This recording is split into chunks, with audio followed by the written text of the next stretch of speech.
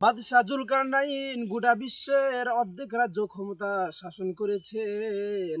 এরপরও মৃত্যুর সময়, মৃত্যুর আগ দিয়ে সবাইকে বলে গেলেন, আমি যখন মারা যাব, মারা যাওয়ার পর আমার কবরে যাওয়ার আগে পুরো এলাকাবাসী ঘুরাইবা।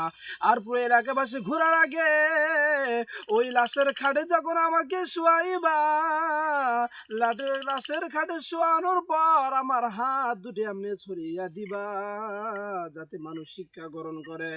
ওদিক দিয়া কাফির মুশরিক বেঈমানরা বলে, রে দেখ তাকিয়ে দেখ, বাদশাহ জুলকারনাইন পুরা পৃথিবীর অর্ধেক রাজ্য ক্ষমতা শাসন করার পর আরো মৃত্যুর আগ দিয়ে, মৃত্যুর সময় কবরে যাওয়ার আগ দিয়ে দেখ আরো কি যেন চায়, আরো কি যেন চায়।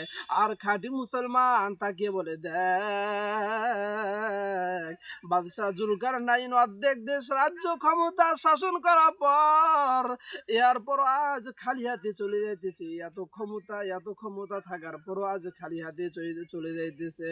এরে মুসলমান ভাই, তোমার যত টাকা পয়সা থাকে না কেন, তুমি যত অহংকারী দেখাও না কেন, তুমি যত ভাব দেখাও না কেন, কোনো লাভ নাই, কোনো লাভ নাই। খালি হাতে যেতে হবে, খালি হাতে যেতে হবে। শুধু নেক আমল আর বদ আমল তোমার সঙ্গে যাইবে, এছাড়া আর কিচ্ছু যাবে না, এছাড়া আর কিছুই যাবে না। প্রত্যেকটা প্রাণীকে মৃত্যুর স্বাদ গ্রহণ করতে হবে। কুল্লু নাফসিন যায়িকাতুল মাউত। আজরাইল আলাইহিস সালাম এমন ভাবে আসবে, তোমার রূহটাকে থাপ করে খরচ করবে, তুমি কোনো ছাড় পাইবা না, তুমি কোনো ছাড় পাইবা না। যদি তুমি বেনামাজি হও, গুনাহগার হও, ওই আজরাইল আলাইহিস সালাম ভয়ঙ্কর রূহ নিয়ে আসবে, ভয়ঙ্কর চেহারা নিয়ে আসবে।